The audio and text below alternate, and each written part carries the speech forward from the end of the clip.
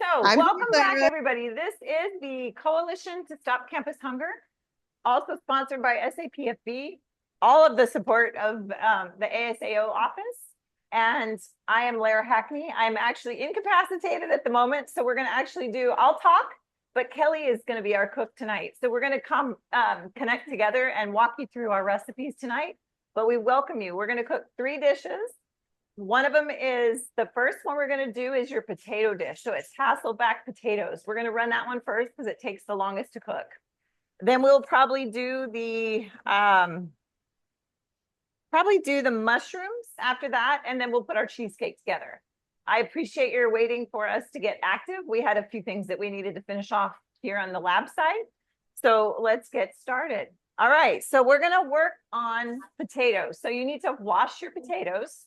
And then we're going to be having those ready to go. Because what we're planning to do, Hasselback potatoes is basically like thinly sliced whole potatoes. And we don't want to get all the way to the bottom. So we're going to have Kelly demonstrating the Hasselback potatoes. So basically, if you line them up between a set of chopsticks, remember your chopsticks are at the middle part and some of your potato is high.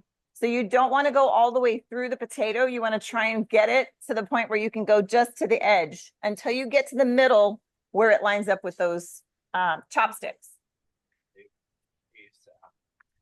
So kind of a fun thing with Hasselback potatoes, Kelly's going to be cooking or cutting through them, is that back in 1798, there was actually a Hasselbacken hotel tavern in Stockholm, Sweden, that started the Hasselback potatoes. And then it was student chef Leif Ellison in 1953 who actually pulled it forward, and that's what we use today. So guess what? I have 5 people cooking tonight that are student chefs. And so that's what they are doing. And he created that dish back in 1953. So it's also a Swedish word for hazel slope. Okay. And the chopsticks is a trick so that you don't cut through your whole potato. Now, if you didn't have that, you could actually do a wooden spoon where you actually cut into that wooden spoon bowl or the head of the wooden spoon, and it doesn't go all the way through. So anything that doesn't allow you to cut through your whole potato. And the thickness of your cuts is all dependent on how comfortable you are and how close you want to get. So if you did, wider set, that's totally okay. But they're typically anywhere from like a 1/4 inch to an 1/8 inch cut in between each layer. All right. So some other fun stuff. Any kind of potato will work. So you can actually use red potatoes. You could use Yukon Golds. Russet potatoes are nice. Even sweet potatoes. So if you're challenged and you want to do sweet potatoes, those actually need to have a little bit thicker slice because of the way their texture is when it's cooked. So you actually need to cook them a little bit thicker so that they don't fall apart and get crumbly. But our others, really, it's all your choice and your comfort on your cook. And if it cuts off, don't worry. You can always bake that on the side. All right. So our next step is we're going to put those into your baking sheet.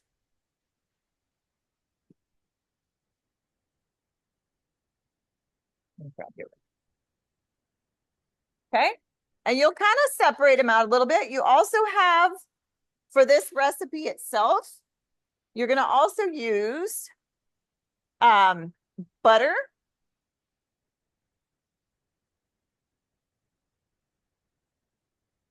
So you've got a 1/4 cup, or you've got your olive oil on the side. Then you should have butter that's ready to go. And we're going to melt the butter a little bit. So we're going to mix it together, Kelly, in a bowl. It should be like 1/8 cup, so 2 tablespoons. Perfect.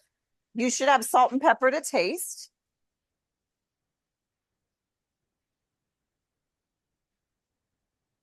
And then what we'll do is we'll get our other ingredients out after. So we're going to do the olive oil, the butter, salt and pepper to taste, and mix it together. And we'll heat it up just a little bit on the top of the stove, just to melt that butter.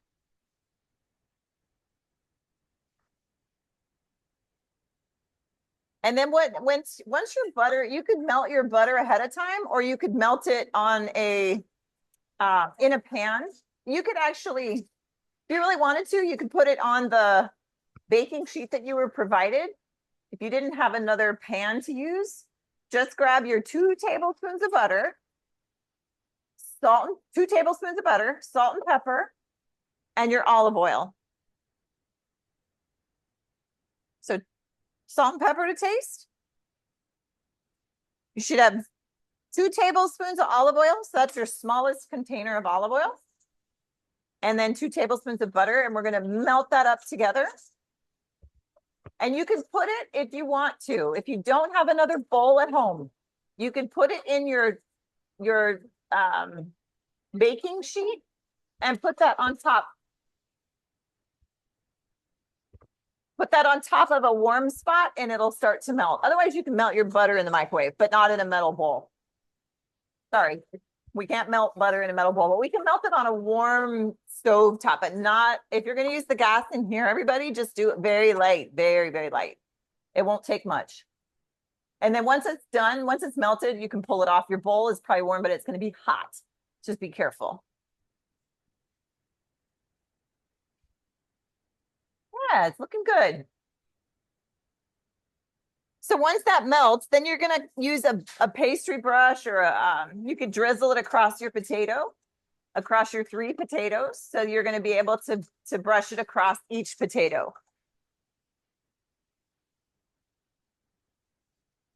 And you want to try and also target in between those slices. So that's looking good. Kelly, if you need to turn it up a little bit, you could. I didn't do it hot.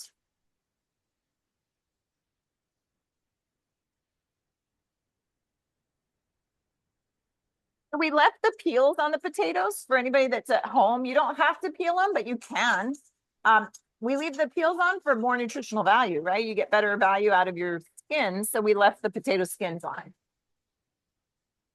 Once your butter is warmed up, then you can just brush it across all 3 potatoes and make sure you get your somewhat in between as well, if you can. So mix up your butter and then kind of brush it or drizzle it. If you don't have a brush, you can drizzle it across. You just want to coat those and get that nice and deep into the skin.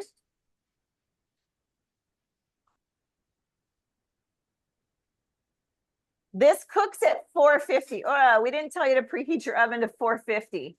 If you have not started to preheat your ovens at home and you're cooking this, make sure you preheat to 450 degrees. Nicole, has any questions come across, or anybody's cooking with us live that you can tell? Oh, bunch cooking live. Wonderful. Yay. Fabulous. Okay. You know what's another fun trick to this recipe is you don't have to use an oven. If you have an air fryer, you can actually use an air fryer. So you would use an air fryer at 350 degrees versus your oven is at 450. Your air fryer could be at 350 and you would do it for about 15 minutes and then baste it again with some more butter and then bake it again for 15 more minutes. So it's about half the time that a traditional oven would allow. So we'll put that in the oven.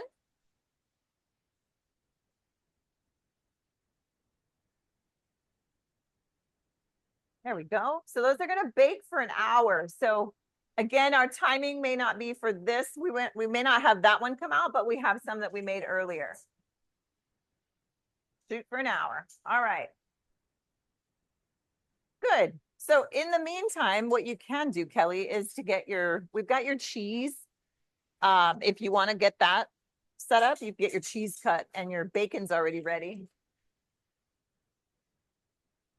Sour cream. So everybody has sour cream. Everybody has onion.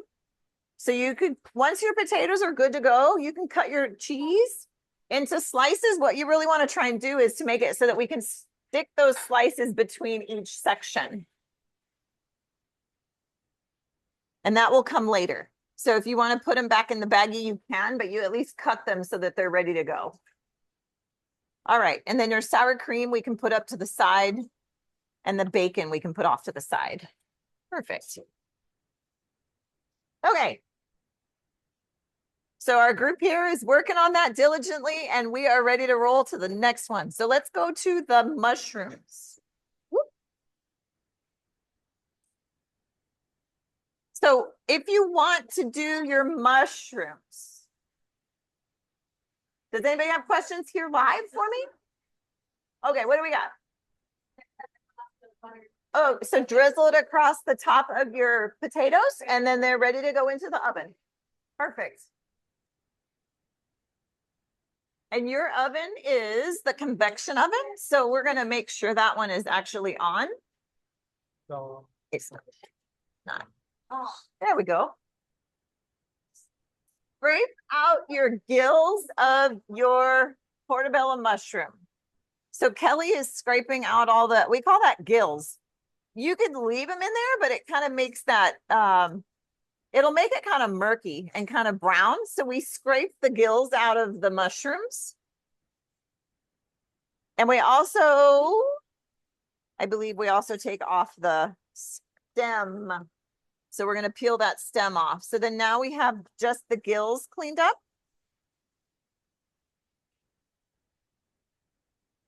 Okay, so you don't have to keep the gills, but you want to clean out your mushrooms and take out the stems.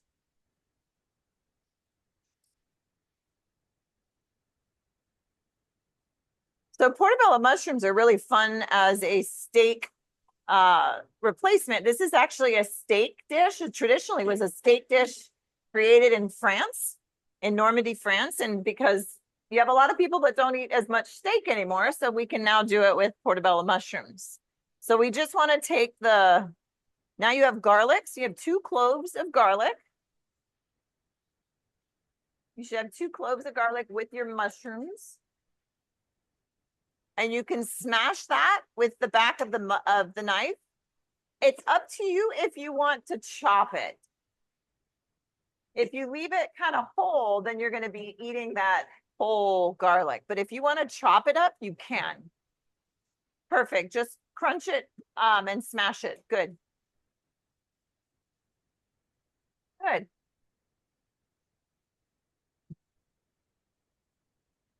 And then we also will have the peppercorns.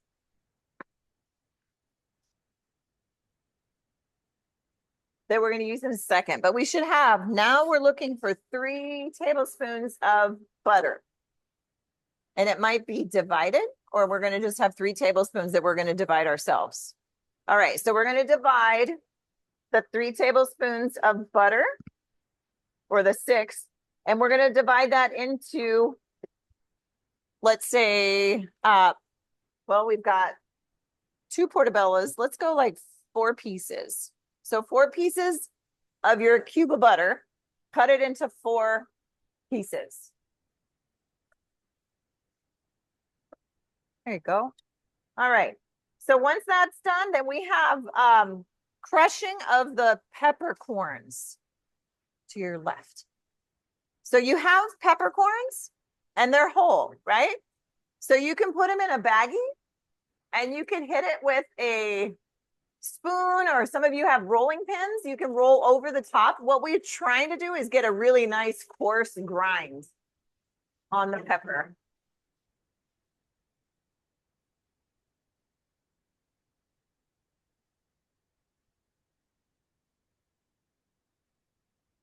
That's beautiful.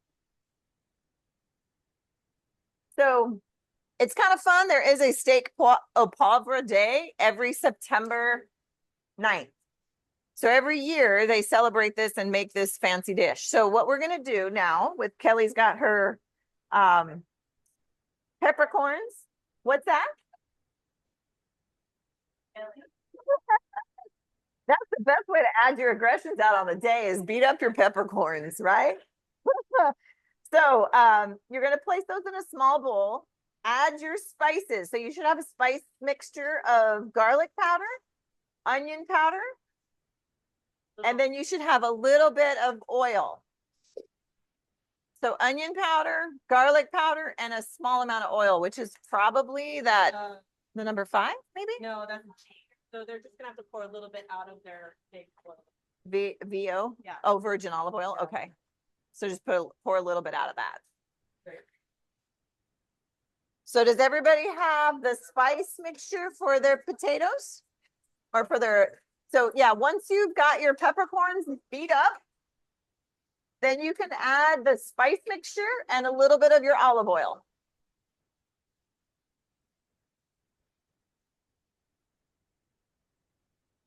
Once you get that, then you're going to put the rest of your olive oil in a pan, in a skillet. Like if you have a cast iron skillet or a fry pan will work as well. So I have a question for all of the audience that's on Zoom. Maybe you can answer if you have a chance to answer your Zoom. Is how many of you have cast iron skillets today?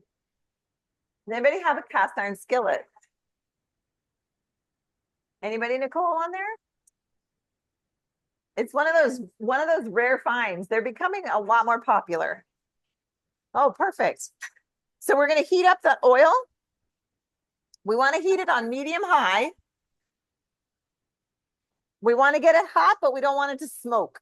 Okay, so everybody that's doing the mushrooms, you're ready to get your oil in the pan.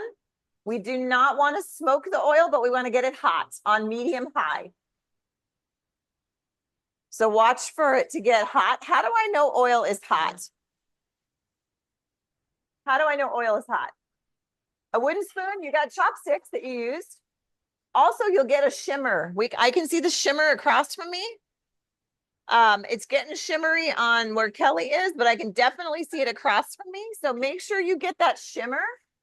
A wooden spoon works, or just a fleck of water. Not a teaspoon of water, but just a flick of water. So make sure you don't put too much on your fingertips if you want to try it that way, but you can use the rest of your olive oil. So we want to get it to a sizzling point. Slow down a little bit.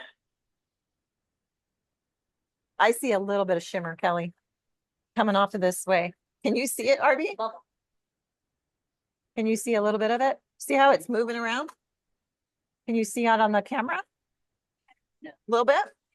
We got a little bit of shimmer going there. Just do the chopstick bubble. Did you do a chopstick bubble too? Not quite. So just make sure you get your oil nice and ready to roll. And then what we're going to do is we're going to put our mushrooms. We're going to put them gill side up. So gills up first. And then we're going to put those in your fry pan with your temperature on. Put them on the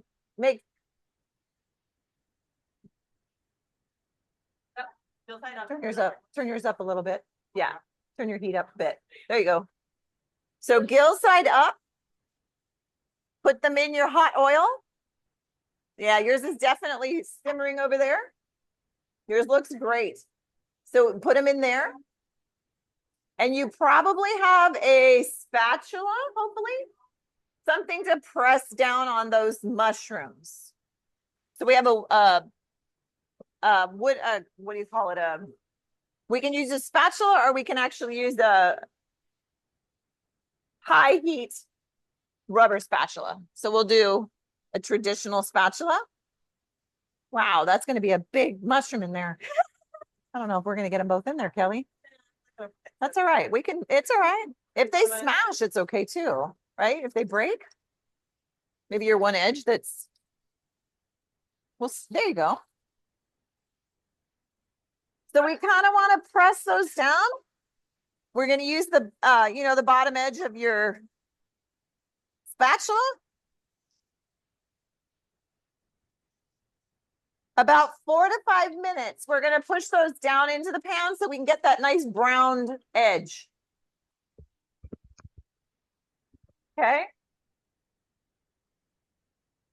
So as I mentioned before, this dish is actually used with meat. So filet mignon is usually the common steak au poivre that we use for this particular dish. But because the umami fifth seasoning is really common in portobellos, that's why we can get away with portobellos. So it's really a nice steak alternative.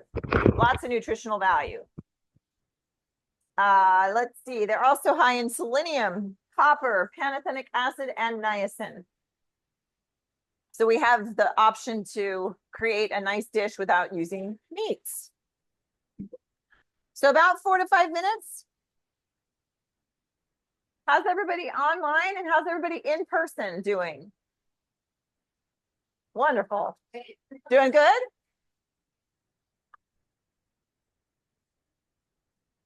Lovely.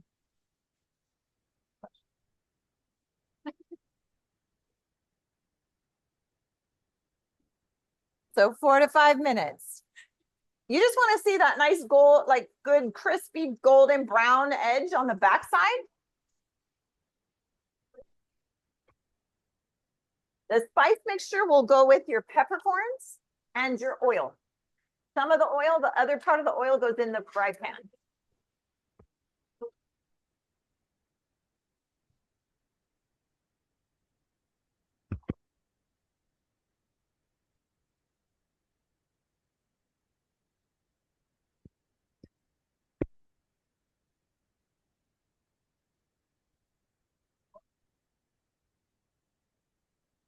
Add mushrooms to the skillet.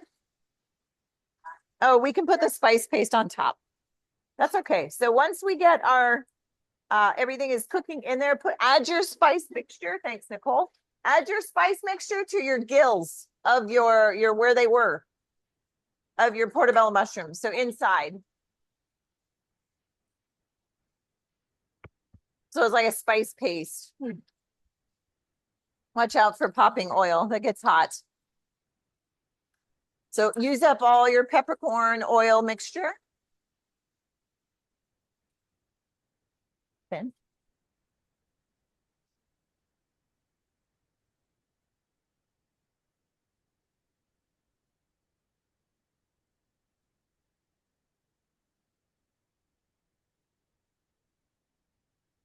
All right. So we're going to let that sit there for a few more minutes. We'll get that nice browned edge. And then once you get a nice brown edge, you can flip it over when you're ready. And we're going to cook it about 2 more minutes. So whenever you get to that brown spot where you're like happy with the browning, then you can flip it over. Ah, beautiful. Remember, they kind of get, they let a little bit of their own juice out, so that helps as well with the cooking and softening.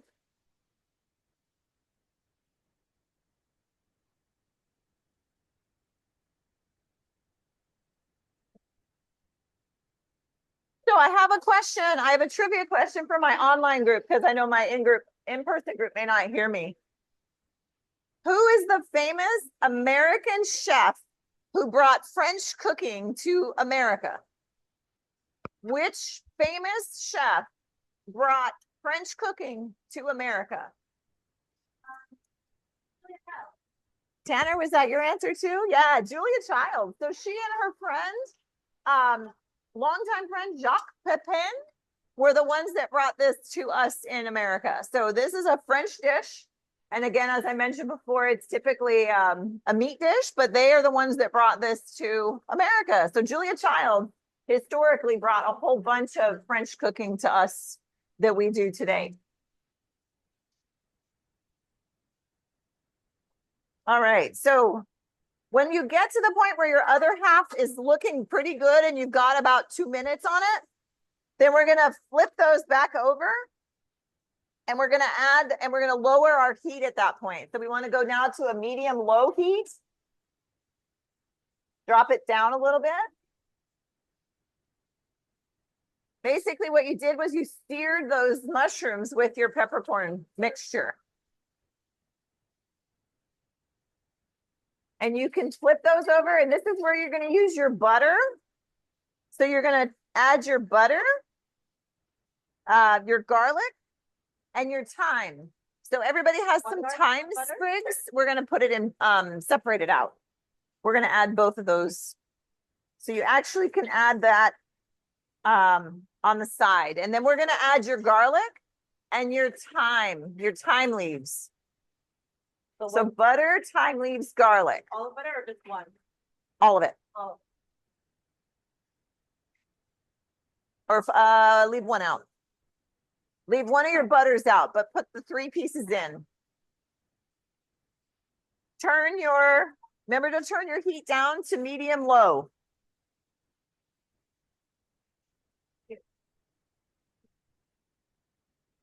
And then as your butter is melting, you're going to start to baste your mushrooms with the butter.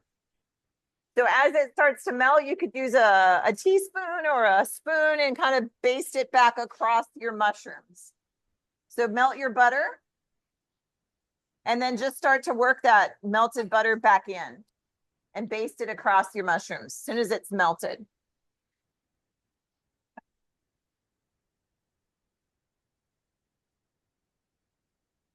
So we want to coat our mushrooms. We want to get our mushrooms nice and tender at this point. And that's maybe, I don't know, 2 minutes or so. Watch your color of your butter is going to be golden brown and your mushrooms are going to be soft. Once you get to that stage of soft mushrooms, then we're going to actually pull those mushrooms off. Put them on the cutting board. We can actually transfer them onto a cutting board and cover with foil or cover them with something. So if we need some foil in here, we'll grab some foil strips. So you can transfer, yeah, that looks great. Transfer them to your cutting board and then get aluminum foil, and we're going to cover them because that'll help them to actually soften up even more.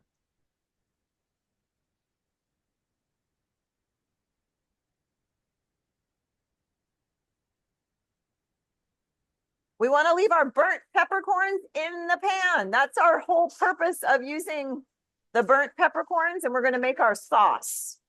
Perfect. So we're going to transfer the last part of your butter and your shallot. That's okay. We're going to chop up the rest of that shallot.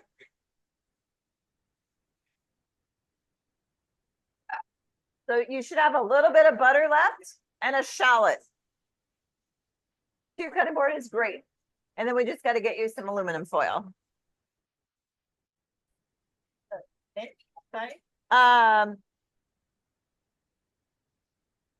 It says a shallot, and I think you can probably chop it, or you can leave it in pieces. It doesn't actually say whether or not we want to do that, but we can actually cut it up a little bit. It's good. So we're going to put that in there with the remaining butter. And we're going to put it at medium low to warm up our butter and cook our onion. You want me to take up the time? No, leave your thyme in there too. That's part of that wonderful flavor that we'll get. So stir it occasionally, get that nice, pull off all that burnt peppercorn stuff. That's the crust that we got. And then you're going to make that the shallots kind of translucent, about 2 minutes, 2 to 3 minutes. Sauce it up.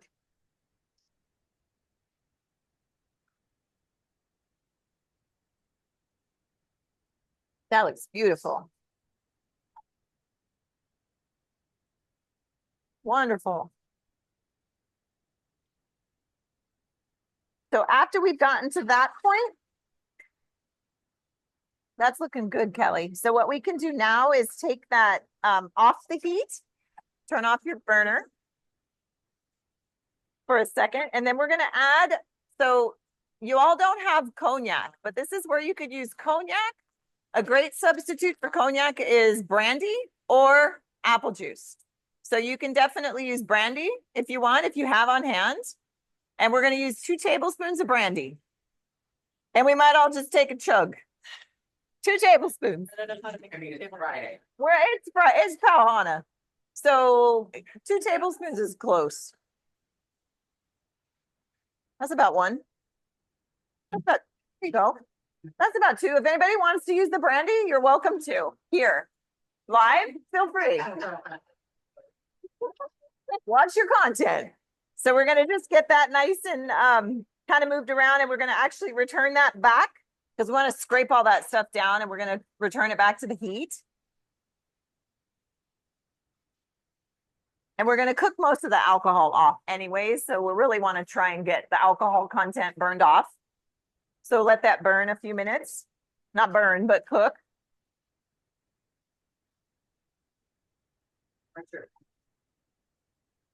About a minute. It takes about a minute, and you're going to turn your stovetop back on. We've got some vegetable broth hanging around, or chicken broth that we're going to do. So you all have a bouillon cube. You only need half of the bouillon cube with a little bit of water. So half of a bouillon cube with basically a half of a cup of water. So 4 ounces of water with a half a cup of bouillon. You can sprinkle around your bouillon cube and add the water. The other half is up for grabs. That's right. So basically what we're doing now is we're going to create a reduction. So we're going to reduce that volume to about half. So we're going to bring that to a simmer. In about 3 minutes, we can do that. How about that for a breakfast?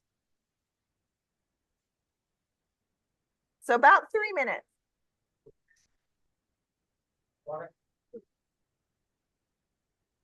Okay. So once you get your broth in there, you've got a half a cup of water, half a teaspoon or half a cube of your bouillon. So about 4 ounces of water to your half block of bouillon. Put that into your pan and start reducing it. The reductions are basically boiling off the water.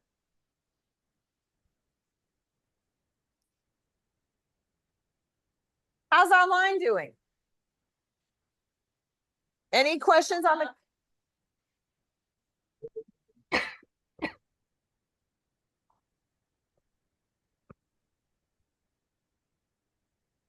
So hopefully your potatoes made it into the oven and you're letting those cook. And we've still got time on ours. Everybody's doing great here.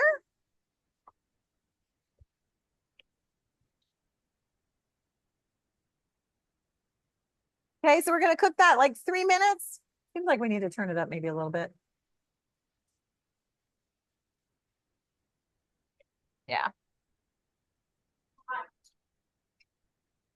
So we can simmer it, get it up to a simmer. All right, so then once you get your broth and your spices in your mixture, that's when we're going to add the cream. Chardonnay would work as well. Absolutely.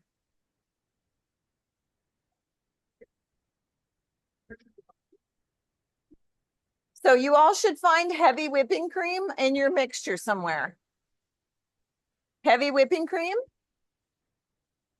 And you can do a pinch of salt if you'd like. So you should all find it. It looks like that's your little guy. Just a pinch of salt. Teaspoon of salt. That's probably don't use it all. Yep. And once we boil that mixture down, then you're about ready to add your cream. But watch out when you add your cream that you don't cook it too hot, because it will burn off and it will separate and you won't have a pretty sauce. So what we want to do is reduce your heat enough that you don't overcook your cream. But we want it to coat the back of a spoon. So it will start to thicken up and it'll coat the back of your spoon. So when you're ready, you can add your cream if you're at that point where it's kind of reduced and it's gotten a little thicker. We're going to keep going, Kelly. We're good. All right. So this is dish number 2. Our next dish will be our no-bake cheesecakes coming up.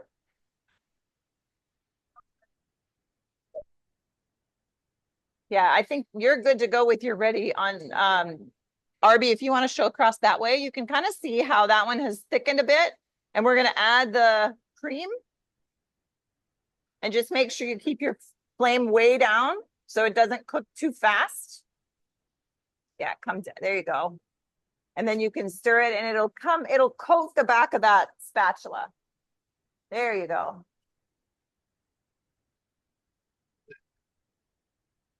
Basically, we're trying to get it to thicken up like a sauce. So it's going to thicken. It might darken a little bit. That's okay, but you just don't want to overcook it. And when it coats the back of a spoon, it will actually like more stick versus just run off and look like it separates. That could take anywhere from 4 to 8 minutes. So just watch what it looks like. That's really your key. Don't worry about time. Just watch what it looks like. Kelly, that looks good. We can add you think it reduced? I'd say can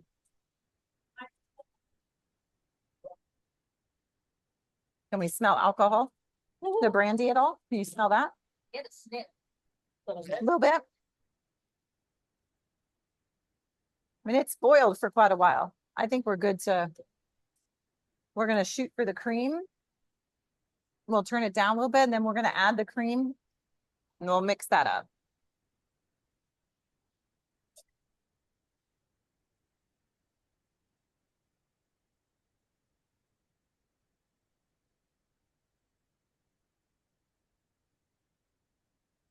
Once you've gotten it to thicken up, then you can pull your thyme out and you don't have to have the thyme stems in there anymore. Unless you want to keep those in for more flavor, but they're not going to actually be on your sauce. You could strip the leaves off if you wanted to keep them. You just want to get that thickened to the back of a spoon. That is right on.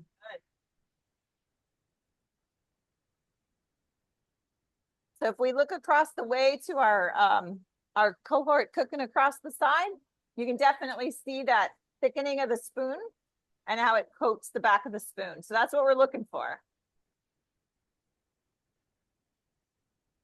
Then you can take your thyme out if you'd like. It's up to you. You know, the more it's in there, the more flavor it will give. But you can take that out.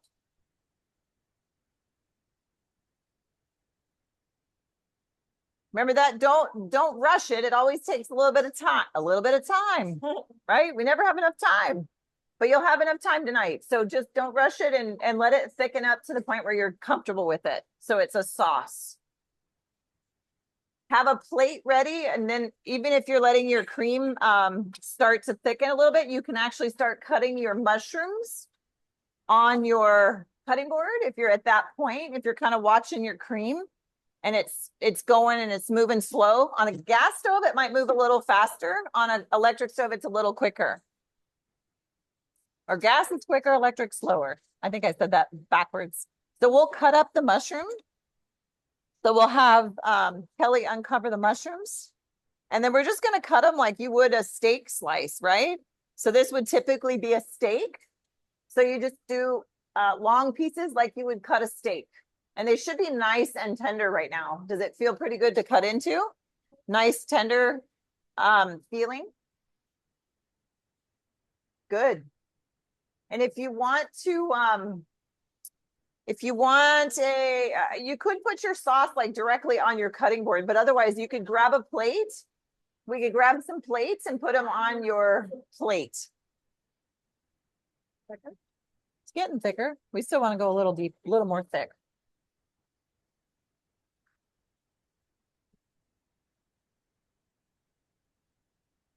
Yeah, just make sure you get that nice thick sauce. Cut your mushrooms, get a plate, put your mushrooms on your plate, and then you can drizzle your sauce across your mushrooms.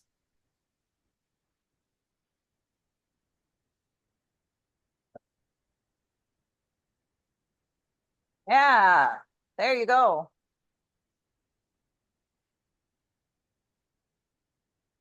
And then you could put your, if you want to use a little bit of green onion as your garnish, you could do that. That's part of your potato recipe, but you're definitely welcome to put that on there as well.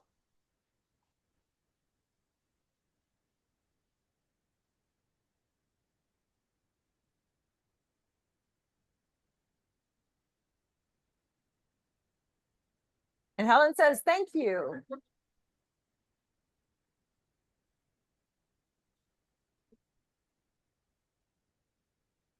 Ah, that looks beautiful. So Kelly, our sauce is a little on the thin side. I'd still think we could eat, if we let it sit a little longer, we can, and reduce. We can leave it for we'll watch it and then go on to our cheesecake.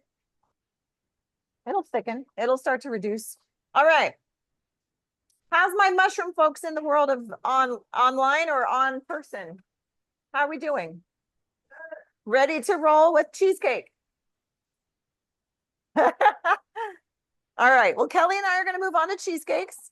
So we're gonna separate out our, we're gonna move back into a different area. So now you should have, I think you all have like 5 or 6 little containers, paper containers. We have graham cracker crumbs and brown sugar in the same mixture. So we now need to get a 2, 3 tips, some butter. Where did our butter? Do we have a butter? We have some in the refrigerator that will take our place. So we'll use butter from the.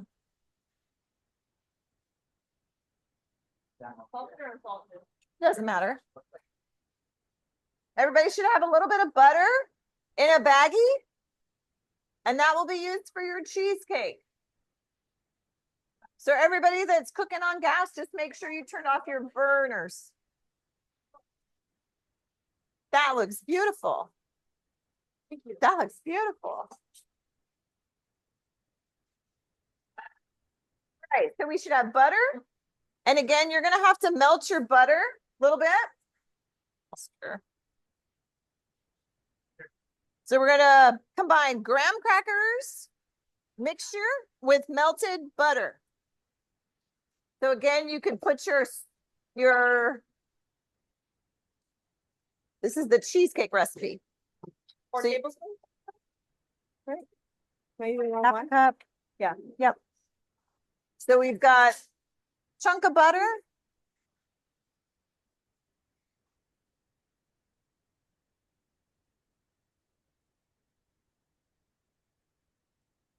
That's looking good, Kelly. Yeah, I think it's thick. Check the back of the.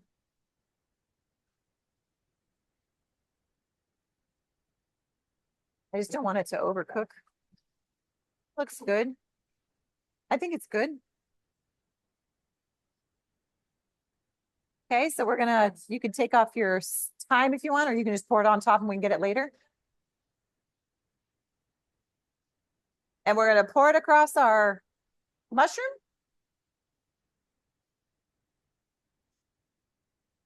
There we go. Beautiful. Okay, so that is your mushroom dish. We're just showing you one final mushroom option. And then we're melting butter now for the cheesecake. So you've got your bread or your graham cracker crumbs and brown sugar in a mix. Put that in a bowl after your butter melts. So melt your butter first, and then we'll add the brown sugar and graham cracker crumbs to that mixture. You should have your cream cheese ready to go.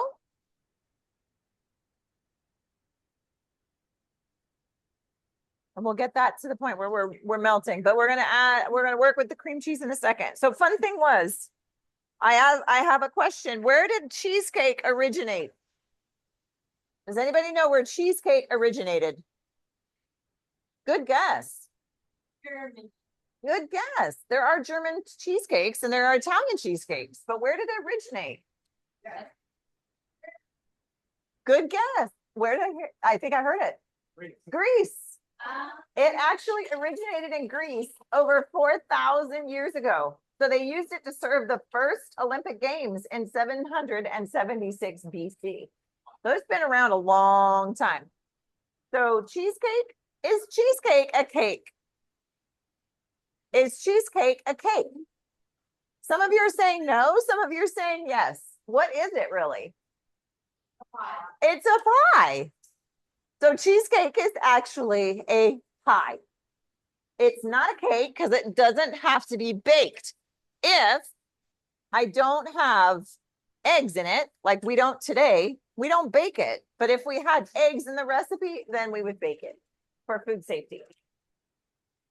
The Italian cheesecake that some people thought, well, maybe it originated in Italy, was actually because it was ricotta and mascarpone cheese or mascarpone cheese. So that's why we have Italian. Germany uses quark cheese. Does anybody use quark cheese? Can you tell us?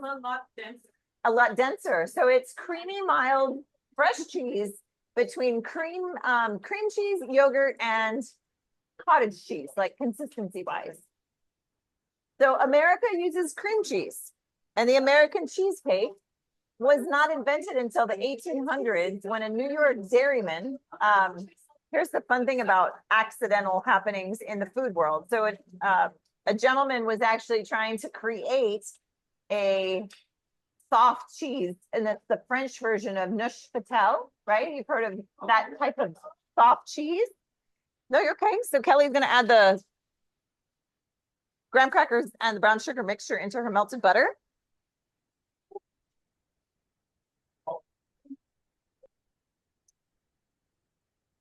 So the gentleman that created it, he actually did a mistake. And so in 1872, he wanted to create Neuchâtel cheese and actually ended up making cream cheese. So that's how we know today's cream cheese. Looks great. So once we combine all that, we're gonna separate that mixture into, it says 4-ounce jars. So we have your little to-go containers that you're gonna just separate it out into each of your little to-go containers. Your butter, graham cracker, brown sugar mixture. You're gonna put it into your to-go containers and press it to the bottom with a spoon would be a great idea.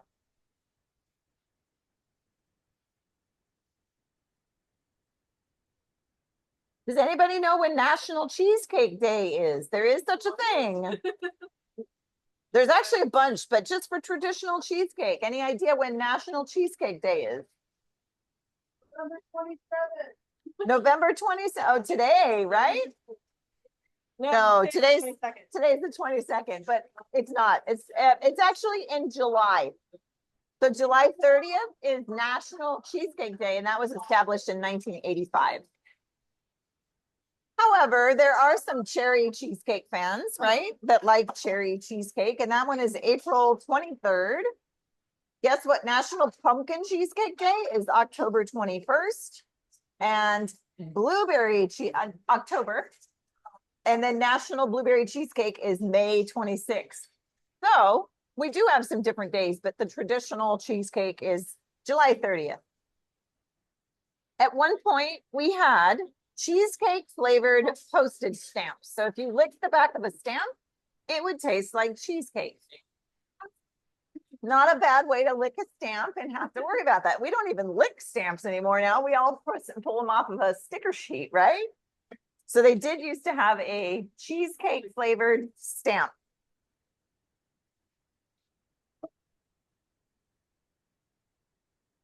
Which restaurant is known for their cheesecake?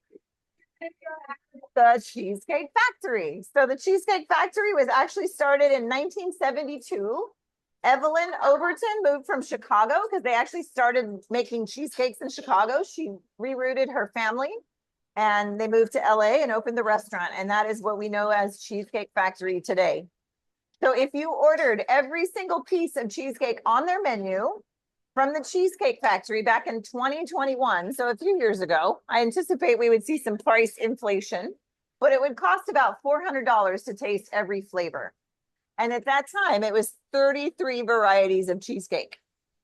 So in 2021, $400 to taste every variety, which is 33 varieties. So if you like cheesecake, that could be your option to try. How about that for a challenge? So we're going to use a mixer, or if you can definitely do this by hand, everybody, if you do not have mixers at home. You get your cream cheese because it's been softened. We'll put it into a bowl. And we're going to mix together the cream cheese, the sugar, and the vanilla until we make it creamy. So cream cheese.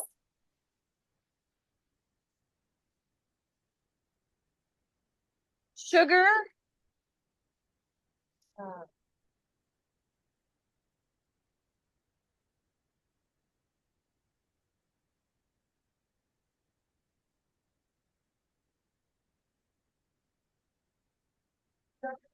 Oh, you put the sugar and the vanilla together? Okay, so you're looking for this. This is sugar and vanilla mixed together in the same container. So you're gonna add this to your cream cheese and we're gonna kind of smash it and make it soft. So again, if you do not have a mixer at home, get a whisk or get you can use a fork for that matter and just start mixing it. So we're gonna mix that. Don't add your sweetened condensed milk until you get your cream cheese smooth and creamy. Then we'll add our sweetened condensed milk and lemon juice.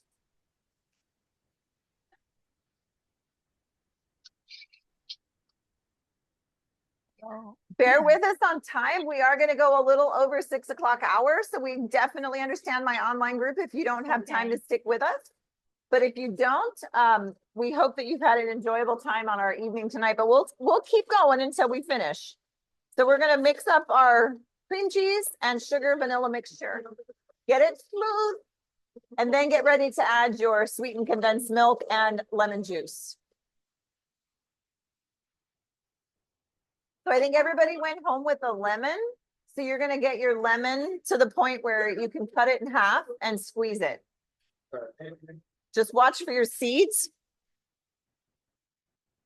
So we need about a tablespoon. So you're going to want about 1.5 teaspoons. 1.5 teaspoons of lemon juice. You may end up with a little bit of seeds, so just be cautious with that. So about the juice of your lemon. Good. Once you get done with that, you're going to blend that up with your, you're going to add your sweetened condensed milk. Only half. So half of that can that you have. So just half. Half of the can of your sweetened condensed milk to add to your cream mixture of cream cheese and sugar. So just about half.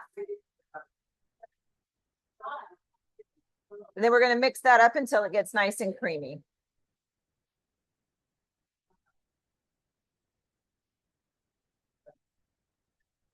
Perfect. Then we'll get that mixed up really well.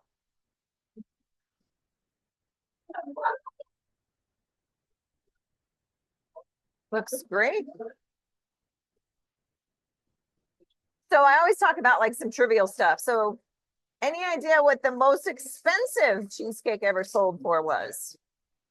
And it was actually just back in 2017. What it was the most expensive cheesecake? Cost. $299. Oh man, we got to go a lot higher than $299. Oh, 100,000? That's a little high. whoa, Jesse. How about $4,592? It was created in a hotel or a restaurant in New York by a chef, Raphael Ronca. And it was actually because it had buffalo ricotta in it. It had 200-year-old cognac and Hennessy Paradis, white truffle from Alba, and gold flakes. So, hey, we spent $4,000 on that cheesecake, right? So that was why the most expensive. Then I also have the biggest, the heaviest cheesecake ever created. So I'll ask this one. Does anybody have an idea what the heaviest cheesecake ever was made? It was actually made in September of this year. So September 20th this year, they made the most heaviest cheesecake ever.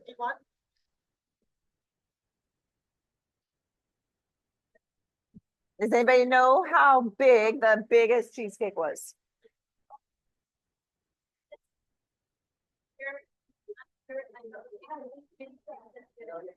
You can actually put that on top. We're going to put Kelly's mixture. We're going to separate between the 5 containers. It was in Loudville. Where do I have that? Loudville Cheese Festival, New York. Yep. Does she have a guess?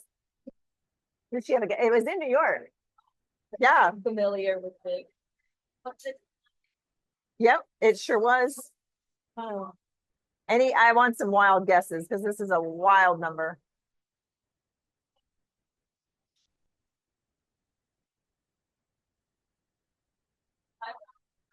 Oh my gosh, way higher. Whoa. Oh, somebody saw it on the news? Nice. It was 13,000 pounds. Whoa. That is a giant. That is giant. So 870 pounds of graham cracker crumbs, 300 pounds of sugar, and more than 100 pounds of butter. It measured more than 11 feet in diameter. So it's big. And the fun thing was, is that they had to actually get it served all in a day. So they gave it to shelters, they gave it to everybody at the festival, and it became quite the town excitement. So yes, that was big. 13,000 pounds of cheesecake. It was actually, no, sorry, it was more than, it was 15,008 pounds. That's the Guinness Book of World Records. And it was cut by a military saber. So actually somebody had a military connection that was in the crowd and they, or in the cooking mixtures, and they cut it with a military saber. Kind of fun stuff. There's a lot of other types of cheesecake besides New York. There's Pennsylvania, Philadelphian, farmers, country, Chicagoan, Asian, Australian, German, Italian, Dutch, Greek, Brazilian, Colombian, and probably a lot more. There is such a thing as a cheesecake shot for all our adults out there. And that actually is vanilla schnapps, and cranberry juice. So you can actually get a cheesecake shot. Another fun thing that we have, what's the candy that we get in so many flavors? It's a candy that we can get online, usually, or actually I've seen it locally, and some people bring it back from a good guess, Arby. What other candies do we get in a whole bunch of flavors? Good guess? Oreos, another good guess? Good guess? What was the question? What's the candy that we can get a whole bunch of different flavors with? Actually, maybe I'm asking it like too broad. It's got chocolate usually with it. And it's some form of a chocolate mixture that's on this type of a candy. Not fudge, good guess. So matcha might help you. Chocolate, yeah. So they actually have cheesecake Kit Kats available for you if you want to buy them online.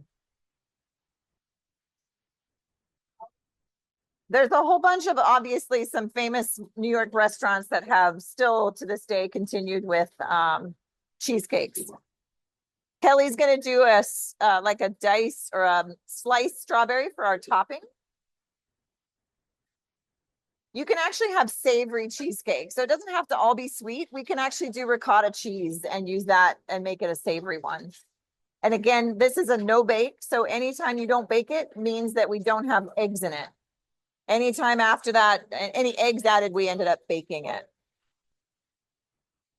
And if you cook a cheesecake that has eggs in it, then it cooks at a really slow temperature so it doesn't crack. With our time, I want to share with you our final potatoes, because what you're going to do after your potatoes are done is you're actually going to pull them out of the oven and you'll fill them with those cheese slices. You'll put that in the oven again, let that melt for about 3 to 4 minutes. And then you can pull them out, and then you add your sour cream and your bacon, and we cut up the onion, like chopped chives on top. And that is your Hasselback potatoes. We also have another run of our mushrooms if you want to see those. And I think Arby has been gracious in walking around and showing all the different dishes. And then we also we can show Kelly's beautiful cheesecake. So there's a nice presentation for your mushrooms. And then Kelly, you can show them your cheesecake. I have one last fun trivia question. Which TV show had a bunch of ladies that ate over 100 cheesecakes in the whole years that the whole time they filmed this television series? They ate over 100 cheesecakes the whole time. Someone's already said Golden Girls. Oh, Got done with the question. really? Yeah, Kelly must be a fan. You a fan of Golden Girls, Kelly?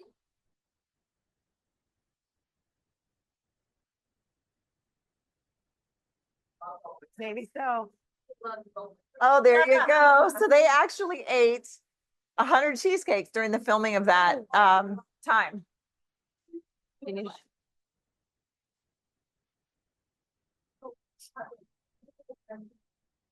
We're also in here too. We have free turkeys to give away Oh, that's right. for 3 students. We have students online and we have students present, so we have turkeys to give away. Let's ask random numbers 1 through 20. Sure. Have a You made number? it write down? Do you have a number Yes, in your head? I do. Do you have a number in your head, Arby? Always. Okay, I have a number. Okay, all the students in here. Wait. Let's do our online people first. Yep. Everyone put a number in the chat. If you want a turkey, okay, to know. But it's a half turkey from Zippy that comes with all of the sides. No, okay. My in-person people, if you would like to enter our turkey drawing, please give me a number and we'll see if any of you match the 3 that we have in our head. 18. 14, 34. 1 through 20. Maybe 7. We have 16. I have one number. Match. Wow. Did you match? We have the same number, Arby. What number? We would, wouldn't we? We would. Number 14. 14. Yeah, 14's a winner. What was your number, Kelly? Yeah, that was a cool. All right. So did anybody online guess the number? Anybody else? Did anybody else? We have one more. 7, 3, 2, 12, 17, 4. We had 14. So Arby and I have to come up with a number next. Another trivia fact. Go, Arby. Arby, you're another other number.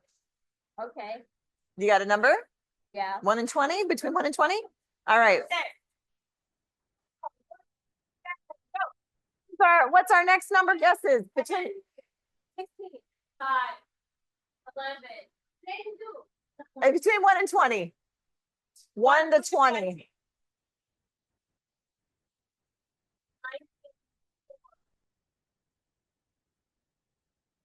And Arby. Did we get any right-ons? I heard it. Yeah, 11. 11. Right on. All right. So You have to pick up Gilmore Hall on Wednesday. The Gilmore Hall, Wednesday afternoon. Come and pick up your turkey. That's it. Okay, come pick it up on Wednesday. thank you everybody for staying with us. It's a little past 6 o'clock here, and I know Jesse's on East Coast time, so we really appreciate you sticking on.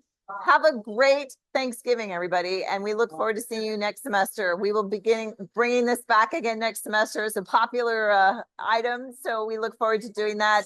Again, thanks to everybody here, and thanks, Kelly. You saved the day.